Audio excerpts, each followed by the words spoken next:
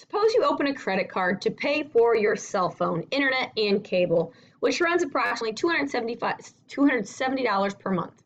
You can't afford to pay it off every month, so you're just going to make the minimum of 4.5% of the balance. This credit card has a 17.99% APR. Use Excel to complete the table. Now, we're going to use cell references to make this a little bit easier in Excel, and we are going to assume that the first month also has a finance charge. Depending on your credit card and how the terms are set up, sometimes the first month does not have a finance charge, but for this example, we're going to go ahead and count it in. So we know that we do not have a starting balance, right? We just opened this credit card. The first month we have purchases of $270, and that's going to be consistent. Now, we're going to complete this table for 8 months. We know that $270 is the same purchase for every month. Now, the next column, column D, balances plus purchase. So the starting balance, which in this case comes in B6, I'm going to add that to the new purchases, right? So in this first month, it doesn't really do anything. It's just $270 because we didn't start with anything. Now, the finance charge. We know the finance charge, timeout. In Excel, we always start with equals if we're going to type, math into it.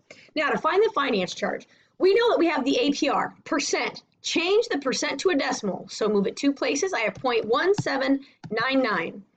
And that's the annual percentage rate, but we want this as a month. So we're going to divide that by 12.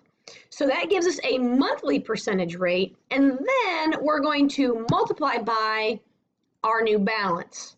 So when you have the balance multiplied by your monthly interest rate, I'm going to hit enter, and that gives me 4.0478. Now I'm going to click on the home screen here to make this first original page. Do you see this dollar sign right in the middle? When I click dollar, it's going to round that to the nearest penny. And since we're dealing with money, that's what we want. All right, so we have a $4.05 finance charge. Now, the new balance equals, the new balance is our balance plus purchases plus the finance charge. Okay, so $274.05. And then our minimum payment, you'll recall, as the question says, is 4.5% of the balance.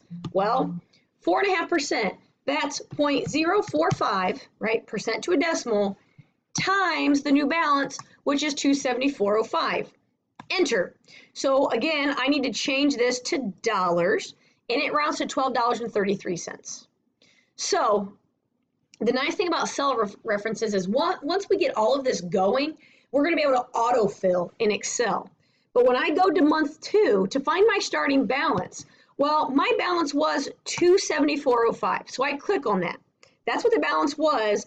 And then I paid something. So I took away what I paid, and $261.72 is what's left. Now, hopefully right now you're thinking, wow, this person is in way big trouble. They are, because they're going to pay $270 again the next month, right? And so when you take your balances plus purchases, look how big you are. Now, I want to show you how to autofill in Excel.